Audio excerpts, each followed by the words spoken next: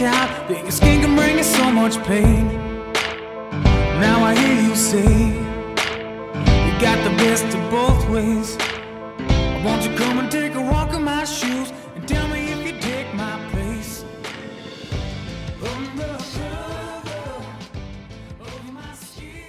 Hey mate, Hey, how you going? yeah, I'm alright. A How's little bit rushed. how's the jet lag? Pretty bad actually. I think being in off season doesn't help. Yeah. So it's worse than when you came down for Com Games. Yeah, much worse. Yeah. And what are you in New Zealand for? Is this for your wedding? Yeah, that and other things. I mean, just everything and anything I can do. Today I was at Westlake Boys School doing cool. some extra motivation stuff, which is cool. Yeah, very good. And I guess how many times have you been back to New Zealand in the last 11 years? I think this is number 4 or 5. Wow. trip. Okay. Yeah. And Yeah, it's that irregular. Yeah. And so, other than family, what do you miss the most about it? Yeah, I miss the lifestyle. Like every time I come back here, I mean, things in Africa are sometimes like so hard, and just simple everyday things become more difficult. So it's, yeah, the more I come back here, the more I miss it. But I know if I was to be here, I wouldn't be as good a runner, Yeah. And Yeah. yeah, so. So, obviously, a lot of your, I guess, last 11 years in Kenya has been pretty well documented, and we will get to some of that. But I might actually touch on what you've been able to achieve so far this year, because it's pretty incredible, actually. You must be pretty happy with the start of the year. Yeah, I mean, last year I finished on kind of a negative because I missed Fukuoka. But I knew the shape hadn't gone anywhere, so it was all about getting into the races I needed to unleash, and I got into mostly the races I wanted to get into, and I just managed to unleash on everything I wanted to. So Yeah, I might actually just give our listeners just a quick rundown of what you've actually managed to achieve this year. So January you won the Houston Half Marathon in 60:01 against a pretty stacked field. Then in March headed to Lake Biwa, and that's where I met you for the first time, and that was your debut. Ran 2:08.26, which took about 30 seconds off the New Zealand record, which was held by Rod Dixon, and it was 25 years old. So 35. 35. Yeah. 35. Oh, sorry, yeah, 35 years. So that's no mean feat. And then to be able to back up 4 weeks later, run 27:28 on the roads in New Orleans to equal your brother Zane's national road 10K record. And then a couple of weeks later, finish 5th at the Com Games in another New Zealand record in 27:30. So you're keeping the people at Athletics New Zealand busy with rewriting the record books. Yeah. And, I mean, and it's of those races, is there one that stands out for you that you're most proud of?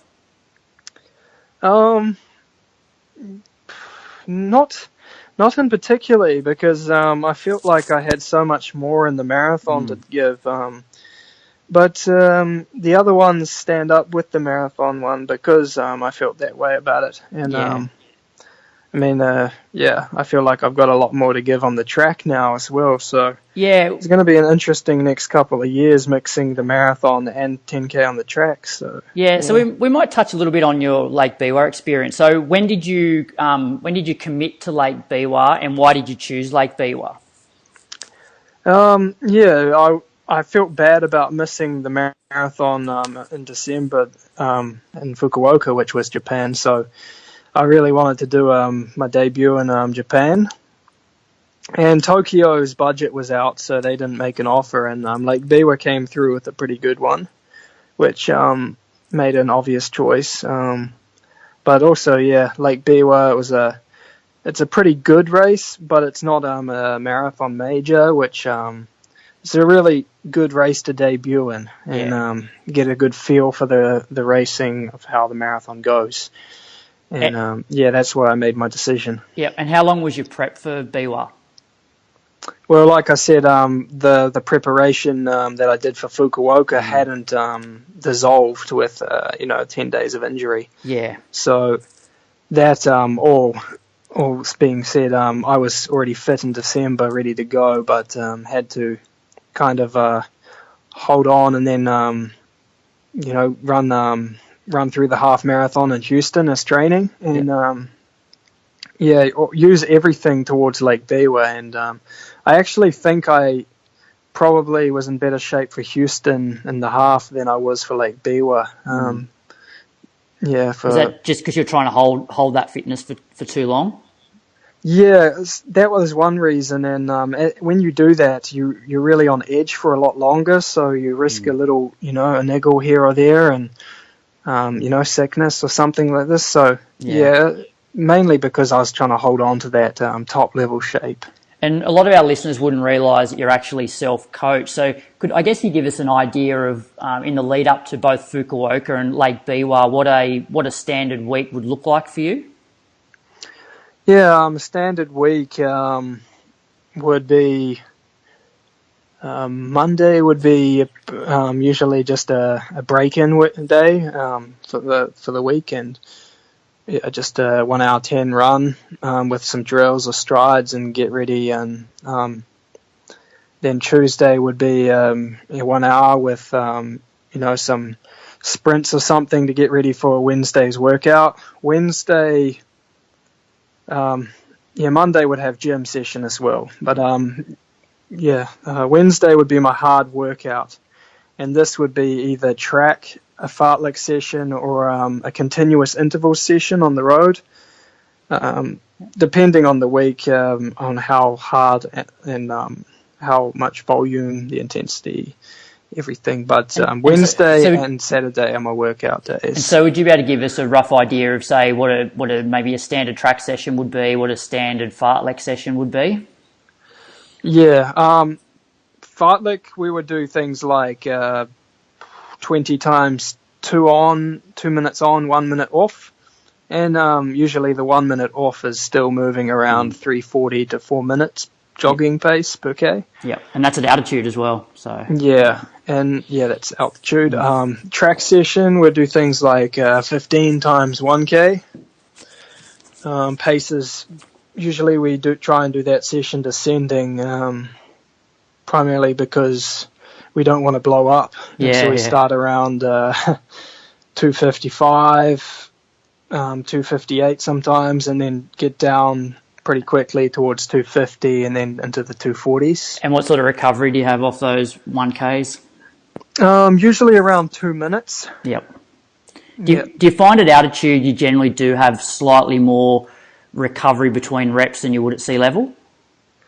I haven't really thought about that, but I guess so, because always at sea level you recover faster, and obviously it's just become routine up there that 2 minutes is like, that's the thing. No matter what the distance of repetition, it's always 2 minutes. Yeah. If it's fartlek, it's 1 minute. Yeah, which is a good point, because I think a lot of Westerners sort of get used to doing everything off really short recovery. And I think there's often value in just taking that little extra 30 seconds to a minute to get a little bit more out of the reps themselves. Yeah, and our continuous effort intervals is probably the hardest type of workout we have, which is you have a 1K recovery. Let's say we are doing 3K intervals times 6, but there's 1K recovery in between. Yep. We're still moving at 330 pace to even sometimes a 310K pace. Yeah. So that's it's barely recovery. But so what's that? It must be close to a 25 kilometre sort of workout. Yeah. And I've crossed the half marathon in a 64, I think, in training with that type of a session. So it's pretty intense. And so that's Wednesday. So then Thursday is obviously a easier day. Yeah, Thursday and Friday are pretty much scheduled the same as Monday and Tuesday, with a gym session on, then Friday is getting pretty much ready for Saturday, which is usually the long run, which is 30 and 40k alternating weeks. So is that so 1 week's 30 and 1 week's 40, did you say? Yeah. Yeah, okay. Usually in a normal week. And are they always quick, or are they generally conversational pace? Yeah, they're always quick. Yeah, they're always it's planned like a workout, so yeah, it's quite intense. We're able to chat, but nobody really wants to because you don't know what's going to happen. 20 or 30k into it. So I guess the Africans are always known to start off runs pretty slow. So with those long runs, do you start off the first couple of kilometres pretty slow and then build into it from there, or it's from the gun? Well, yeah, our group, the way I've done it is like some of the other groups, we have a little bit of a warm-up before it, like just 5 or 10 minutes, just, make sure your metabolism's active and you're nice and warm, because starting at a 340k pace is not so easy, even though we do start slower, because 340 our starting pace and we're finishing sometimes below 3 minutes, so it's a difference. And so you only run once a day? Yeah, a lot of the time it's once a day with alternative gym in the evening or a stretching session. And I've found that works for me very well. Yeah, okay, because that's quite interesting. Because I know most marathoners, that I know generally are twice a day, and most of the African groups train once a day, or some of them are twice. Yeah, most of them are once a day on their easy days, and only twice a day on their hard days. Yeah, but sorry, I left that out. If we do a fartlek or a track session, we will train twice. We'll go for evening jogging, which is only about 8 or 9k. Yeah, and is that super slow, or you still get moving on those? Usually we're running through the forest, so it's pretty hard to get going. But I mean 4:30s. We'll get down to, Yeah, okay. And then Sunday's rest day? Yeah, Sundays most of the time is rest. Unless we've had bad weather and decided to rest during the week a day, then Sunday is rest. Yeah. And so what would have been your biggest volume week in the lead up to, I guess, both Fukuoka and Biwa? Yeah, this is a surprising thing I keep telling people. I only hit around 150, and that's kilometres. Yeah, right. For my biggest week, and I think that's a major reason why I was able to back up so well with the 10k and marathon being so close, because the intensity of my sessions was so high. The volume obviously wasn't, and this helped me keep a higher pace in training and in my sessions. And I guess with that 150, as you said, the intensity is high, but also the terrain that you're running on. Do you run over a lot of hills? Yeah, most places are hilly. We try and go to a place for the long runs that have less hills, but I still hear that it's considered quite hilly for foreigners when they come through. So. Yeah, I mean, everywhere's got hills. Yeah. And then, what I've been amazed with was how well you ran your 10Ks off the marathon. And did you do anything different? So going from training for a half or a 10K, which you probably had been doing the last few years, was there anything different that you did to get yourself, marathon fit? Yeah, once I decided that I was going to do my debut in marathon, I had to start running 40k long runs. Yeah. That was a must. Yep. Just to, see, by 40k long runs, you can actually see and get a feel for if your body is responding to it, and you kind of grow confidence off that, because it's a real, it's a specific type of workout that, you get a different feeling past 38k, and you really can feel if you're going to be good at this or not. Yeah. No, I agree. And so you just do the one long, so you don't do a midweek long run? No, everything's around an hour 10. Yep. Yeah, it would be a random week decision just to do a bit of a a longer week with less intensity, and we'll put an hour 20 in there midweek or something. I remember you telling me in Biwa, one of your key sessions, which you thought was actually probably better than your race in Biwa, was it a 40-kilometre tempo that you did in the lead up? Yeah, it was a 40k long run. And can you tell the listeners sort of what pace or what you ran that 40k at altitude? Yeah, I ran 2:13:58, if I remember right. Yeah, on dirt roads. Yeah, that's dirt roads with hills at about 2,400 meters altitude. And the only person in recent time that I knew had hit that around that time was Kipchoge. Yeah. So I knew after that one, that I was on for it. So the Lake Biwa experience in itself, because it was your debut, how did you decide what sort of pace you wanted to run at? Like, knowing it was your first one, what did you think you were capable of going into it? Yeah, I was. I thought I was capable of a course record, which the course record was at 2:06:13. So I thought I was capable of 2:05.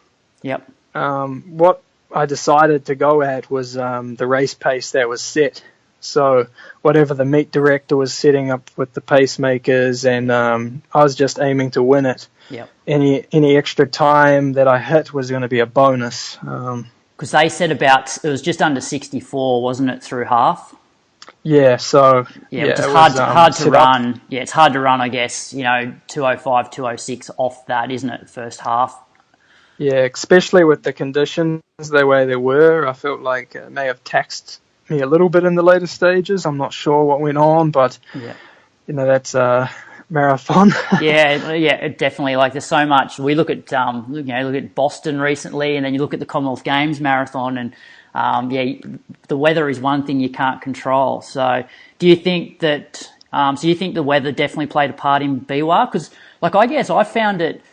Coming from a Canberra summer where we've had 35 degrees, it was definitely warmer than ideal for a marathon, but I didn't find it too hot. What were your thoughts on it? Yeah, so obviously, it wasn't too hot for you, but we do all our hard sessions in the morning, which is actually pretty cold, and I was planning on Japan being quite brisk, maybe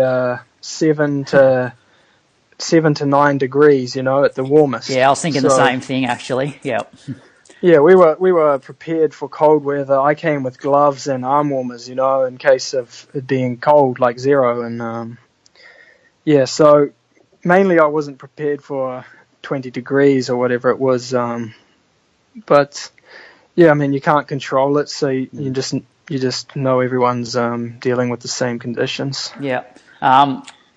Just a quick question. The first time I saw you was actually in the race hotel. I think it was breakfast the morning before the race, and I was standing at the coffee machine, and I was just looking down at the floor, and next thing I know, this pair of shoes turn up, and they're the Vaporfly 4%ers, and I'm like, who's wearing 4%ers to breakfast? Either they're one of the big dogs, or they're just like they've just got too much money. So are they a casual shoe for you, or you're actually just wearing them in for the next day? Yeah, they were brand new the night before, so I was wearing them round for the breakfast, just to walk in them and get a feel for them and make sure they're fitting, and yeah. That's pretty cool. Like, oh geez, here he is. I wonder how many of these pairs of 4%ers he's got stockpiled if he can just wear them to breakfast. No, definitely not. But those were brand new. Okay, so that's Biwa, and then you told me, you had a couple of 10K races coming up, including the Commonwealth Games. How long did it take you to recover after the marathon, and what did you do between the marathon and the 10Ks? Yeah, I had 3 days off straight away after the marathon. I was, obviously pretty toasted. Yeah. Smoked, and then, the travel, the travel as well, traveling back afterwards, I was pretty tired after that. Arrived later in Kenya, so missed another day. And then I got back to jogging. First day I felt terrible, which was only 40 minutes. Yeah. And then the next day was an hour, and I ran like this for like another week, just an hour. Some days were 40 minutes, some days were an hour. I knew that if I could just jog, that I wasn't going to lose my fitness. It was just about recovering for the 10K. So I didn't really have any plans of when my first workout would be. But yeah, I recovered. It was about 12 days after the marathon I did my first session. Yeah. And were you surprised with the times that you were running for the 10K coming off marathon training? Or do you think that having done those 40K long runs and having that strength from the marathon, it's actually a good way to train for a 10K? I think it's a good way for me. Yeah. I think I could have done more specific work, especially for the track. I think I can, run 26 for the 10K on the track. 26 minutes, but, that's still to show. And, the next coming years, maybe I'll do more specifics and more speed for the track, for the 10K. But, obviously for the road, the way I ran that road race as well, really the marathon training helped me for that. Yeah. Because I went gun to tape. Yeah. And, I wasn't surprised with the time. I was expecting it because the sessions I did in Kenya before, even after the marathon, went so well that I was like, wow, I feel great here. Yeah. And did they change to what you had been doing before the marathon? So were they a little bit shorter and sharper, or were you still doing those sort of longer interval sessions? Yeah, no, it was a little bit shorter reps because I was feeling a little bit like tired and, tired mentally, I'd say. Yeah. And I was like, no, I need to pick up, and holding it together over 600s will be a little bit easier than Ks. Yeah, yep. To sure. hold the pace for 10K. So I held it together and did one of the best sessions of my life I think it was 10 times 600. Yeah. If I remember right. Yeah. So we were supposed to do 12, but the quality was so high. I was like, nah, guys, we're doing 2 more, and that's enough. And that was on the track? No, we were doing it on the road. We're supposed to do track, but it rained, so we actually hit the tarmac and did a road session, which probably was a good thing. And so what sort of times were you hitting for those 600s? It was mostly around, I had a lot of 135s, I think. Wow, yeah. And off what, 2 minutes? Yeah. Yeah. 2 minutes. No, I think because we did it on the road, we had less recovery. Yeah, okay. And then just quickly on your Commonwealth Games experience, because I know a lot of our listeners will have watched the race, and you looked super strong throughout most of the race, and then you obviously went to the front in the later stages. And what were you thinking at that point? Did you think you had a chance to win, or you were just trying to put a bit of pressure on them? Yeah, to be honest, I knew the threat was Mo and Mohamed and Cheptegei, the Ugandan. Yeah. Those two are just, they're track stars. They're a class apart, and I believe that they're going to be, the main guys taking over Mo Farah's role. I was hoping that I'd be in the mix to get a medal, but to upset those two was going to be tough. When I hit the front, I knew I was going to hit the front at some point in the race and really make a push. I didn't know how long or when I was going to do it. I just was feeling out the race and feeling how it was going to be. Yeah. It may have been a lot sooner if the pace was slow, but obviously I was pretty happy with the way it went out. So yeah. But I guess any time you're running a PB at a major championships, it's a good achievement, and especially they wouldn't have been ideal 10K conditions either on the Gold Coast. Yeah, not really.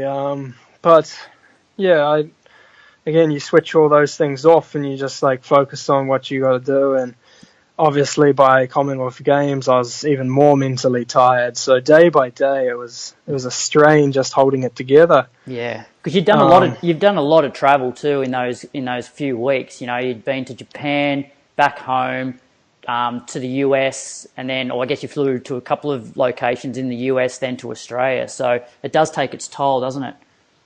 Yeah, really. And main things like believing in yourself, days days before the race, I was completely out of it, saying, "Oh no, I don't believe in myself anymore. I felt terrible today." Yeah. But then it's all like you show up to, you wake up the morning of the race and you're like, "Nah, what I promised to myself, this I have to feel good today. No negativity, It's just all positives. You're putting that in your head like as much as you can every day, and then you show up amped up and do what you can." And it's sort of a good segue into, because I do want to get back into your early days in Kenya, but do you think that that positive self-talk and that self-belief is one of the major things that you've learnt in your time in Kenya? Definitely. The Kenyans used to, in my early days, they used to ask me, like, "What are you training for? Because, you're not very good right now." I was like, I'm 18 years old. Yeah. I was like, I'm not training for now. I'm training for 4 years from now. And they're like, yeah, right. Which is a very mature outlook, because most 18-year-old distance runners that I know don't have the patience, and they want results in 2 weeks' time, not 10 years' time. So it's a pretty mature outlook to have. Which brings me back to early days. Do you actually remember the day that you and Zane made that decision in New Zealand that, yep, let's do this, let's go and book our airfare? Yeah, I remember the day, and I think I was still in Japan. Oh, okay. So what were you doing in Japan? It was the World Cross in Japan. Oh, okay, yeah. Yeah, I was chatting with the Kenyans, and that's when I heard the World Cross Country was in Mombasa the next year, which is in Kenya. Yeah. And I was like, oh, okay, well, I'm going to Kenya anyway. And it was a day or two after that I was like, well, I'm definitely going to do some altitude training before this. Perfect excuse to get there. Yeah. So that's when I made up my mind that I was going, regardless of how I was going to get the cash. So yeah. And then I'm sure a lot of our listeners know the hardships that you went through in terms of basically having one room with a mattress and eating jam sandwiches and catching malaria. With that hardship, how long do you reckon it lasted before you actually said to yourself, you know what, I've actually made the right decision here? Yeah, I think we never doubted that we hadn't made the right decision. Even on your deathbed when you got malaria, you weren't questioning it then? Yeah, those times are very, very hard to say. Obviously, when you're that ill and you're almost dying, I mean, the only thing that kept us positive at the time was at least we tried. That was the thing. We'd done all we could. We went and we tried our best. So even if we were to die right there and then, we couldn't have tried any better. With the way we went. So that's what kept us going at that point. And as you said, when you went there, you're quite young, 17, 18. How did your training, or if you look back at the training that you were doing in Kenya then compared to now, how did that change? And who was anybody coaching you initially, or you were just following whoever was in the camp that you were with? Yeah, usually we were following whoever was leading the group. So if it was Shaheen, we were just joining Shaheen, and Shaheen quite quickly would give us pointers saying, don't join me every day because what works for me won't work for you. Yeah. And obviously training at that level with a world record holder, he's pumping us every day. So he cared for us and pointed us in the right direction. Patrick Sang, training with Kipchoge, Eliud Kipchoge's coach, for a while, that was really that was really insightful for a year in 2010. Yep. I learned a lot from him. I picked up a lot of things from here and there. Yeah, which was going to be one of my questions. Now that you're a coach yourself, or you coach yourself, but you also coach athletes, who's probably been your greatest influence, or who have you taken the most from? Because you've probably come across Canova as well, and various other coaches. So is there one particular coach that you've sort of looked at and gone, yeah, I like what he does? Yeah, I learned a lot from Patrick Sang, which is Kipchoge's coach. Yeah. The main thing I could say I learned from him is that he thinks athletes need help doing less rather than more, and Yeah. that's a great example of it, because like all athletes want to do is more and harder, and they're pushing themselves to the limit. But to limit an athlete and say, no, this is the pace and this is what you do, it's perfect. Yeah, it's so well said, which I guess comes back to you running a marathon off 150 kilometres a week. In a way, most people would look at that and say he's not doing enough. But you've run 2:08 on debut, which is a pretty good achievement. Yeah. And also, I was really worried to tell people about that because they were going to say you haven't done enough. But with the feeling in the body and the 40Ks and the sessions I was putting together, I knew I had. So yeah, it's funny you say that about Patrick Sang as well, in terms of getting people to do less and probably taking easy days easier. I don't know if you know or heard of Sean Crichton. He's the Australian steeplechase record holder. I have heard of him, yeah. Yeah, so they were around the same era, and they used to actually compete against each other, and Sean used to train with Patrick, and Sean's renowned for running his easy days really easy, and he's been a previous guest on our show, and he said he thought he ran slow on his recovery days, but Patrick took it to a completely new level, and so Patrick definitely saw the importance on recovery. Are his athletes still like that? Yeah, there's definitely a difference within the track runners and the marathon runners. The marathoners do tend to get up to pace, but we start really slow on our easy days, and yeah, once we get rolling, we do roll out 4 minutes per K and stuff like that. But yeah, the track runners, wow, their easy days sometimes, it's 5 minutes per K the whole run. Yeah, so yeah, sure. So getting back to those early days, so at what point did you start to, so how long had you been over there where you actually started to see this, I guess, significant improvements? Or was there a turning point where you went, wow, I'm at a completely new level here? Was it 1 year, 2 years? It was probably 4 years in.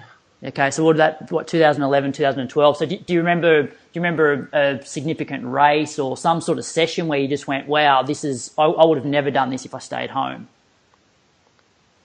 Yeah, it was probably a random road race through a castle when I actually challenged Kipchoge and beat Shaheen. Where was that? There was what's the name? It was in Serbia or no, Bosnia. Yeah, one of those countries on its side. Yeah, I think it was Bosnia. Yeah, it was just a 4-mile road race, but yeah, to be within 6 seconds of Kipchoge, who had just won the silver in the Commonwealth Games in Delhi, and beating Shaheen there. And I wasn't selected, although I'd filled out application forms and I'd run, the qualifying time. So the state that I should have been in Delhi was when I was like, well, hopefully I won't miss Worlds the next year, and I didn't. Yeah, so this was Athletics New Zealand didn't select you? Yeah, which at the time they had a poor organisation. Yeah. Luckily, the next year they got a new CEO, which is still the CEO today, and he does a great job. Yeah, one of the questions I had was the support that you've received from Athletics New Zealand, like especially in those early days. Did people from Athletics New Zealand know that you were actually over in Kenya in those early years? Yeah, they did, and unfortunately after Mombasa they stopped caring, and they considered me and Zane arrogant for being different or trying something new. Yeah. And because we had no way of proving any fitness to them, like within their sight range, they wouldn't select us for the junior events, even though we qualified for the World Junior Track Championships in Poland, and we missed our junior career because of poor organisation and selection policy. Oh, you're making up for it now. Yeah. And so with you went over there, you didn't have any sponsors, and I remember seeing footage of, was it both of you that cut the logos out of your singlets, or was that Zane? It was Zane at that time, so yeah, I had a fully blank one. So. Yeah, and so what was the turning point with getting sponsorship as well? Because those, you would have been doing it pretty tough early on, I'd imagine. Yeah, no, our early days in Kenya, we got everything stolen.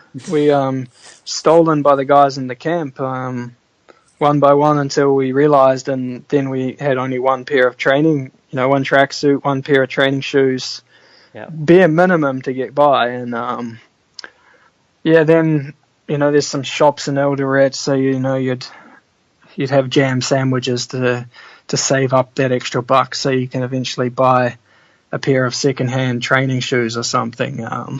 And so then, so you're training in Kenya. You're doing, I'd imagine, so outside of training, you're doing the occasional cross-country race over there as well? Yeah, I mean, we'd get fully absorbed and fully involved in all the races. There was track series, there was a cross-country series, and we'd fit that in like training and go as hard as we could in them, And then to get onto the international circuit, because I imagine at that stage you wouldn't have had a lot of money. Did you have to save up for that, or did you get invited by certain races, or how did that work? No, luckily enough, my result in Mombasa World Cross Country attracted a manager's interest, and generally our story that what we were trying to do there at the time, it excited him. And Zane ran a track meet in Eldoret, and he broke 4 minutes, which for an 18-year-old breaking 4 minutes there was quite incredible. Yeah. So yeah, he got involved and said, I actually want to bring you guys to Europe to qualify for World Juniors, and we can see where we go from there. So yeah, that was 2008. Okay. We got our first Europe trip. And then when did the sponsorship first come? Yeah, that was I think sponsorship. We got our first gear deal through our manager. That was 2009, I think. Yeah. Okay. Very good. Now I've got basically these camps. So the ones that I know of were the ones. So Shaheen. The one that Kipchoge is part of. How many of these camps are there in Kenya?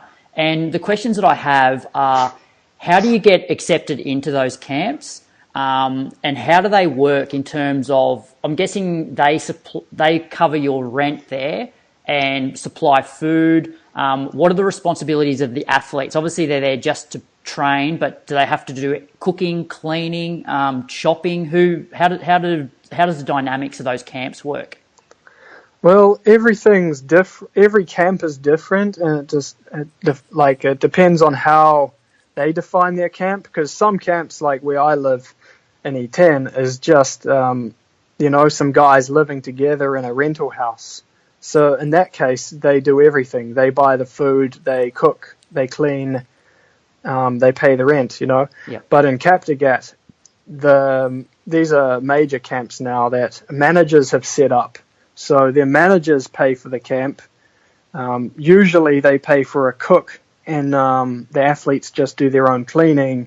Or some of the athletes, they take their washing home in the weekends to do it their house in Eldoret or something. Yeah. But those camps are pretty organised, and usually they try to limit what the athletes have to do so they can just focus on training. Yeah. And how many camps have you been part of? Yeah, I've been a part of, a famous one was Brother Collins, the St. Patrick's camp. Yeah. That one I learned a lot from as well. And I could speak more about that. And how did that one work? What were your who did the cooking, cleaning? What were your responsibilities there? Yeah, we were in a small house off on our own, so me and Zane were doing everything ourselves. But the training camp, we were part of a smaller group with David Rudisha, who had just won the World Junior Championships. So we got to see him rise and how the group worked around him, and yeah. And obviously these camps are based around the top dog in each one. And do you think, because you see these footage of 300 plus Kenyans going out on one training run, and do you think that leads to a lot of like overtraining within the towns, just based on them trying to keep up with somebody who's just way better than them? It definitely does, but these groups that join, like having 300 plus people join, a lot of them don't show up for hard days, and they'll show up for an easy day and try and pump the easy day. Yeah, okay. So, Yep. they're kind of like weekend warriors. Yeah, yeah. But these guys, it leads to a lot of overtraining, because the over-competitive athletes sometimes go with the pace every day, even though these fresh athletes are showing up and pushing it. Yeah. So it definitely does, and that's why I keep my group to a limited, trustworthy bunch, where I like to consider everyone in the group my friend, and we all respect each other to a level where we all, we don't push each other over the limit. Yeah, so let's chat about your camp a little bit. In that, how many athletes are you looking after at the moment? Usually we're around 8 to 10. Yep. And what sort of stand? So what's the quickest? Who's the quickest? Are you the quickest, and who's the slowest? Like in terms of times? No, actually, one of my guys has got a 2:7 marathon. Okay. But because he's Kenyan, he's unknown. Yeah. Okay. Yeah. And who would be the slowest in the group at the moment? There's guys who haven't left Kenya, so there's no idea what they can do, and they're still trying to figure out what event. Because we got some guys who are still possibly track runners. Yeah, okay. And so how do you manage the different abilities there to make sure that maybe the slower runners not trying to keep up with you? Do you use heart rate, or you just try and tell them to run to feel, or? Yeah, like let's use a 40k long run, for example. If we're doing 40k, I tell them, okay, today you're doing 20. If you get to 20 and you feel good, you go to 25, stepping stones. So they can get anywhere from 20 to sometimes 35, and you're like, wow, man, you had a good day. Yeah, so they're running the same pace as you, just not quite as long until they get strong enough. Yeah, and usually they drop off, and you're like, all right, you got 2 more K until that. So finish there and get in the car so that the car can focus on, getting the drinks to us, etc. And is that a thing where pretty much every group has their own car? Like, because you see that, and because obviously when I see it, it's based on a video. So you think, oh, maybe a film crew's just taken the car, but are there cars on every training run, like long run? Yeah, always, because there's always a good athlete who has their own car, and usually they'll get that to follow, or if it's like me, I hire a Matatu, which is the public van service. Yep. So I hire my driver, and he knows how to do the drinks. I've taught him a little bit of photography and filming, so that's how I'm getting my my Instagram feeds going pretty well. Yeah, we'll get to Instagram a little bit later, because it is quite entertaining actually following your Instagram. And so those athletes that you're responsible for, are you covering their rent, or how's that working? Yeah, well, obviously the top guys, I mean, they still make enough bucks that I don't need to take care of them, and that's always a good thing. They always have families, and obviously they were not getting supported by me before they came to E10, so their family farming, helps provide for them, and they're there risking it all to, make it big and running. Yeah. And do you think, and so because at the moment, because you've built a house, haven't you? Yeah, I've built a house. And so you live there, just you and your fiance? Yeah. Yeah. So you've sort of gone away from the tough life of the camps, Do you ever think to occasionally go back and just live that tough lifestyle for a bit? Do you think maybe you can become a little bit soft when you have it, have it good now? No, not really. I think once you've been through it long enough, you never lose it. Some of the guys like Kipchoge, I think they prefer to go out to the camp life, not because they feel like they'll lose that toughness, but because living around the training is, that's motivational, and that gets them out every morning. Yeah. Because the roads are, out your door. Yeah. They live in Eldoret. I live in E10, and the training is always out my door. So yeah, which actually brings me to, because you've trained in E10, Kaptagat. You've trained in Ethiopia as well? Yes. Could you give us a rough idea of just, I guess, which place you feel like if a Westerner, for example, wanted to, have six weeks in Africa, I guess the pros and cons of each of those? If we just look at those three? If they were to go to Saluta in Ethiopia, which is just outside the main city, then they might get more of an experience in Ethiopia like Kenya, because training is out your door. Primarily, you'd have to do it in the dry season, because if it rains in Saluta in Ethiopia, then you're pretty much screwed like everywhere. But in Kenya, training is out your door. If it's Eldoret, you can always get somewhere easily. Kaptagat and E10 are primary places for training. Those are probably better than anywhere else I can imagine. Just because I haven't been to Nairobi or these other places that people train. Yeah. And is Kaptagat and E10 very similar? Kaptagat is purely farmland and forest. Not too many places to stay. E10 has more hotels and more rental houses and guest houses that are, different ranges of price. So, and a small township with shops, so you can always get some food easily. E10, that's why it's become more of a international training mecca for most foreigners around the world. Yeah. And I guess advice for Westerners that want to come over in terms of like how many different groups train out of E10? Does everyone pretty much train at the same time? What sort of standard, what standard of runner do you need to be to make sure that you'd always have somebody to run with on a run? You know what I mean? Is there like if you're a 50-minute 10K runner, would there be somebody to run with in E10? Yeah. Okay. If you're like a fun runner, there's always someone to run with in E10. Yeah. I mean, most the athletes, some of them know that they're never going to make it big. They're just trying to avoid farm work. Okay. So they're out there running. And, I mean, they would train with foreigners who run 50 minutes, but maybe expect a pair of shoes in return by the time they leave. Yeah. It's a little bit of give and take. But, yeah, all professional athletes, they can come and join the groups, and the groups don't usually ask anything of them. Yep.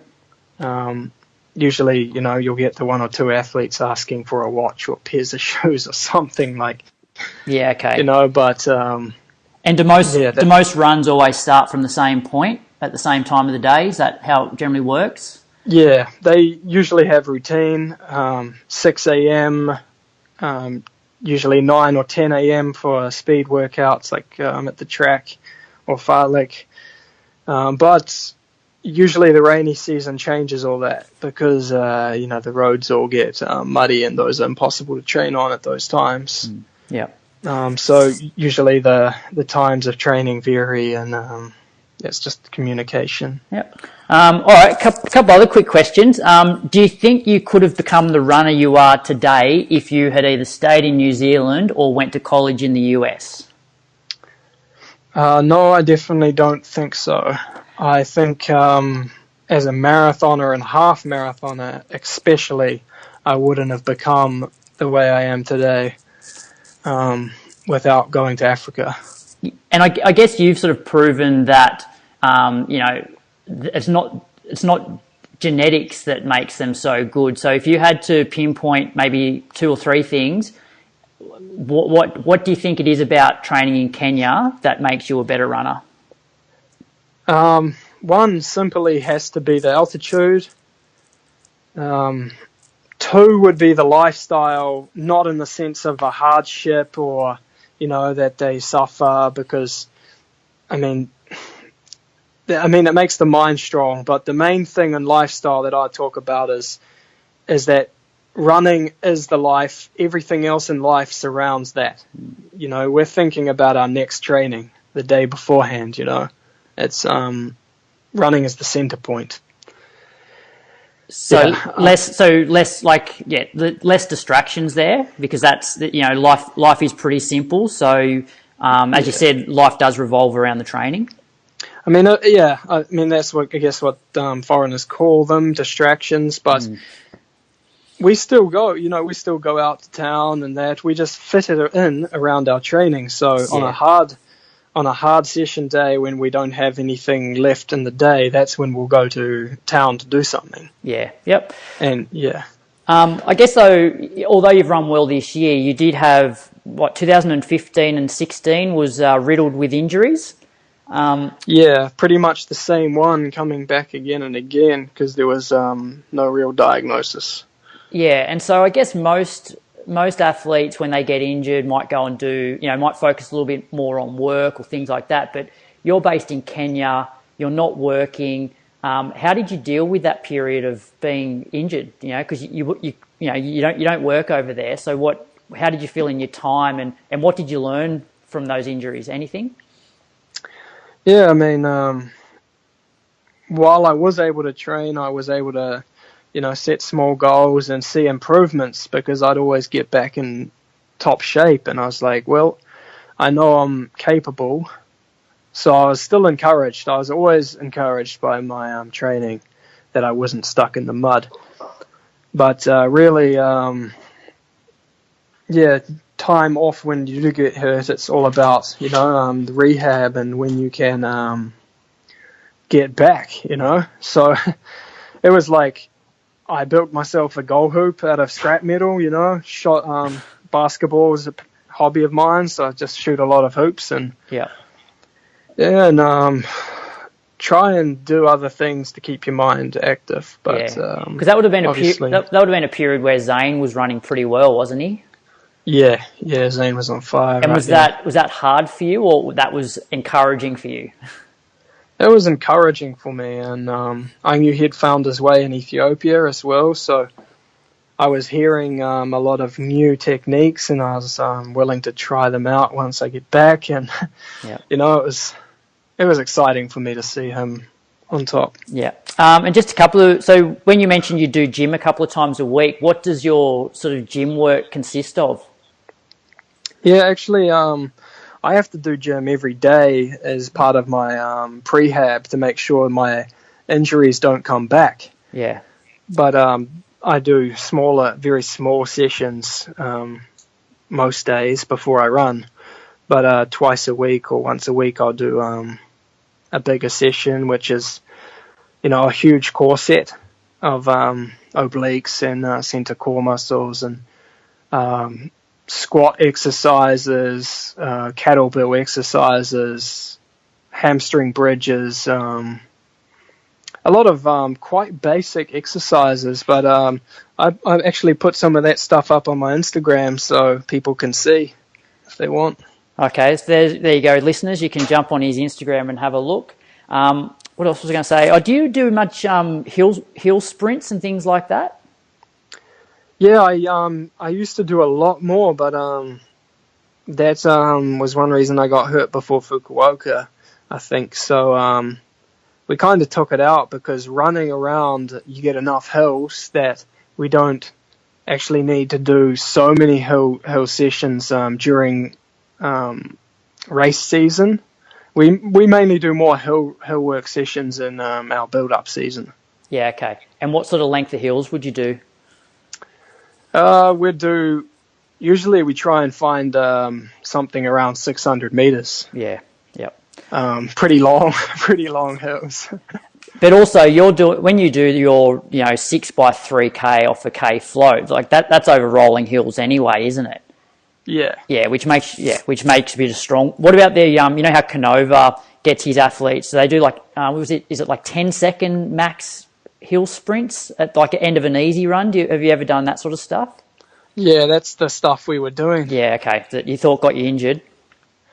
Yeah, just that with something else, moving house combined. Yeah, okay, yeah. Yeah. And so I guess now that you've sort of established yourself in Kenya, what's the plan moving forward? Do you see yourself being there like forever, even once you sort of finish running competitively? No, I don't. There's definitely a lot more good I can do after my running career with coaching and maybe inspirational speaking, something of the sort that I can still help juniors see a way forward. And yeah. And so, where would you like to base yourself? I mean, there's always a place for me back in New Zealand. I do like Melbourne a lot in Australia. Oh yeah. It's just America's always an option because there's so much, so many good jobs there that But it's really about where the work comes from and where the offers come from. So yeah. We'll have to wait till that day to see. And because you were looked after so well I guess in a way you're looked after well, taken in, even though you had it pretty tough early on. Do you feel a duty to sort of repay, I guess, the up and coming Kenyans now in the way that you were looked after? Yeah, well, I do take care of my guys and my group. I mean, I provide them with shoes and facilities and stuff like this. So I used to help a lot more people than I do these days. Probably because I was a little bit naive and they kind of turned their backs on me when I would get hurt and stuff. But I help the guys that are really trying to help themselves. You know what I mean? I don't like to give them a fish and say come back for another.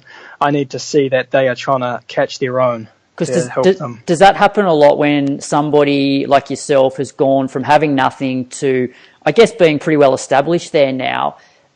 People are there just looking for handouts? Yeah. I mean, a lot of people are, and it's amazing how many people ask just point blank, and they've never met us before. Yeah. They don't know our story, but they just ask because you're a foreigner, But we've learnt to deal with that and kind of just get past that. But as I was saying, I like to help people who are trying to catch their own fish. Yeah. And social media. So you love Instagram, and when did you sort of get into that? And what do you enjoy about the Instagram? Yeah, I actually only got into it recently. I think it was last year. But as I learnt the game properly, it became kind of fun to me. I did a photography class in high school, and I was pretty good in art, and so I learnt a little bit about how to make movies and stuff, and that through watching the guys of Transcend when they did the documentaries and stuff. So just playing around with photography and videos is my hobby as well. So putting together some inspirational workout videos or photos with some quotes, or also being able to help junior athletes be inspired by what I'm doing or see what I'm doing, and occasionally post a training post with my splits of the session. It's all basically just to help however they want to be helped, I enjoy that. And it's a great attitude to have, because so many professional athletes out there love to keep everything really secretive, and so to almost see what it's like being on the pro circuit through your eyes, that's what you can do with Instagram, and it just shows a bit of personality, I think, as well. Yeah, definitely. I mean, people used to think me and Zane were very strange because we do live in Kenya until they got to know us. Now they know us; they're all our good mates. So that's really cool. But yeah, people who I've never met before, I feel like I know them, and they feel like they know me. We just met in common with games, and we're like, yeah, we know each other because of Instagram. Yeah. It's hilarious. But Yeah. And which brings me to, have you ever thought about putting stuff on Strava? that's one of the running sites. Yeah, so through your Garmin, you upload it and it shows you what you've done. Have you ever thought about that? Yeah, I have, and I tried to link my. Honestly, I'm learning as I go, but I tried to link my watch with my phone and then my computer, but something went wrong, and yeah, that's why I ended up just taking photos of my watch and putting those on Instagram because, I was going to use Garmin Connect. Oh yeah, I got to try again. Yeah, so you can, I think, go into Strava and then basically link your Garmin Connect to Strava. So yeah, because I'm sure like a lot of people out there would really be interested to see what you do on a daily basis. I guess the problem though is I think I heard Zane say that the GPS doesn't work too well in the forest, so I wouldn't. That's definitely true. I was just about to say they'd be shocked. Yeah, they would say something like pathetically slow or 8-minute kilometers. yeah, exactly that type of thing. Okay, we've got maybe 2 or 3 more questions. So getting back to that whole positive outlook and relaxed nature, the one thing that really struck me in Biwa was, if you remember, we got taken out to the track where the race started about, was it 2.5 hours before the race started? It was like a long time beforehand. And I was sort of amazed at how relaxed you were and willing to have a chat to myself and Nick Horspool, the other Kiwi guy. And what is your mentality before a race? Yeah, I mean, obviously I got my headphones in most of the time and I'm, blazing some music, getting pumped up. But when guys do start chatting and I see that around me, I'm like, oh, I might get involved here, So I came across to you guys and, well, you guys started chatting away and I heard something and we got involved. So yeah, I think we're talking about upcoming Commonwealth Games or something like that. But it almost relaxed me a little bit knowing that, well, here's a guy who's one of the best in the world. If he can be relaxed and pretty chilled out, then why should I be all uptight about it? So, and noticing the other Africans are always pretty carefree as well, whether it be like at Lake Biwa or even at a call room here in Australia before like an Australian Grand Prix. They're always pretty carefree and they don't seem to, I guess, get too concerned about it all. It's sort of, it seems fun for them rather than sort of big business or whatever.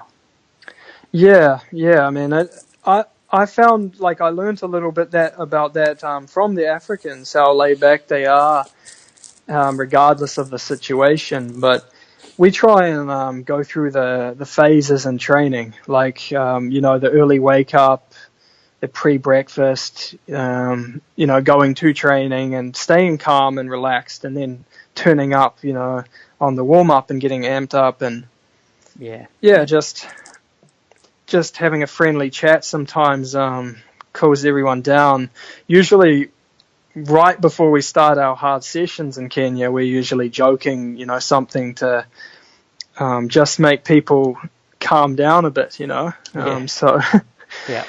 And last question, you obviously inspire a lot of people, myself included. Like I love the fact that you and Zane have bucked the trend of, I guess, conforming to social norms in terms of, you're a 17-year-old in New Zealand.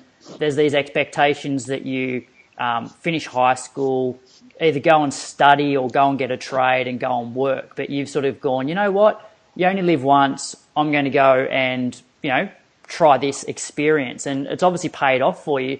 So you inspire a lot of people. Are there a couple of people out there that have inspired you? Yeah, in my early days, it was just as I watched more and more athletics, I got inspired by Kipchoge. Don't know why. He just inspired me. Bernard Lagat inspired me a lot as well. That was the 2004 Olympics that I was watching. And yeah, that was just inspiring. Shaheen, he inspired me, and then getting to meet him in the World Cross was like, wow, you're willing to help me if I come to Kenya. Yeah, yeah. That type of, I want to help you. Yeah, sure, come out. Yeah. So no, but yeah, that was... hats off to what you and Zane have done. Like coming to Kenya is still on my bucket list, and hopefully I can get a leave pass from my wife in the next year or so to come over and experience 4 to 6 weeks before a major marathon. On that, training, going from altitude down to sea level for a race, what's your rule of thumb? How long out before a race do you generally need to go down? Usually I will try and get pretty close to the race and come down so I have just over a day, like 2 days before the race. Yeah. Just enough to get over the jet lag and feel good again. When did you get into Japan for Biwa? Yeah, I think that was 4 days before, and that's because of media. And yeah. I mean, these days, most half marathons and marathons want press conferences, and they bring you in a little bit earlier. But that's fine. Again, if it was in Europe, it's 4 days is you don't need that much recovery from the jet lag. But from going to Japan or going to America, you need a little, like maybe an extra day or two. So yeah. And lastly, what's coming up? What's on the radar? Just obviously I'm going to be training pretty easy while I'm here in New Zealand for the next month. Then I'm going back to Kenya to prepare pretty seriously for a major marathon. I won't say which one yet, but hopefully I'll get confirmed sooner than later. But hopefully I'll get an offer from Great North Run again, and hopefully get another shot at Mo Farah and whoever else is there. You're going to get him this year? Hopefully. I definitely want another shot, that's for sure. Yeah. Well, it's been great chatting to you. Hopefully we can, I don't know, maybe get you back on one day. And as I said, I'm hopefully get over to Kenya within the next couple of years to see what it's all about. Well, make sure you contact me when you do, because I'm actually building a small resort for foreign athletes to come and stay at. Yeah, right. A pretty cheaper price place, that has more knowledgeable guys around to show athletes like yourself where to train and how to train, and most likely be able to link up with my crew. So where when is that expected to be completed? Probably by the end of this year. Oh wow, okay, yeah. And is that your own business, or is that in with Zane as well? We were just speaking about that today, whether we're going to go tandem or whether we're going to do our own things, but we might decide to do it together. Yeah, nice one. Sounds like a good move, and I'd definitely hit you up, that's for sure. So, but thanks again for your time, and all the best. We'll chat soon. All right, cheers. See you, Jake. See you, mate. Bye.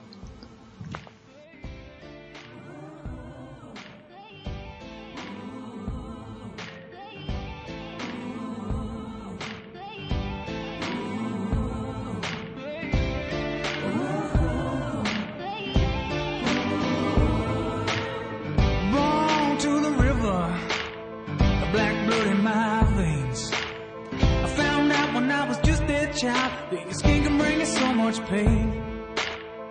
Now I hear you say you got the best of both ways.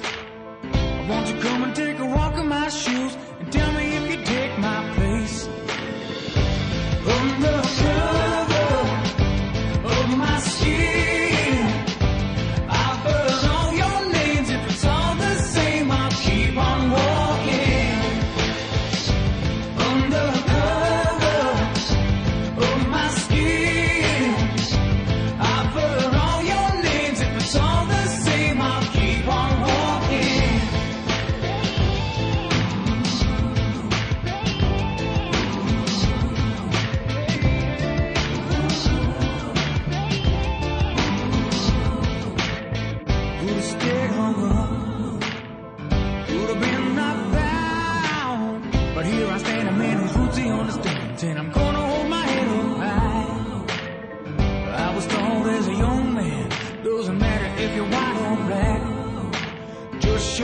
to everyone you meet. Doesn't matter if it don't come back. Under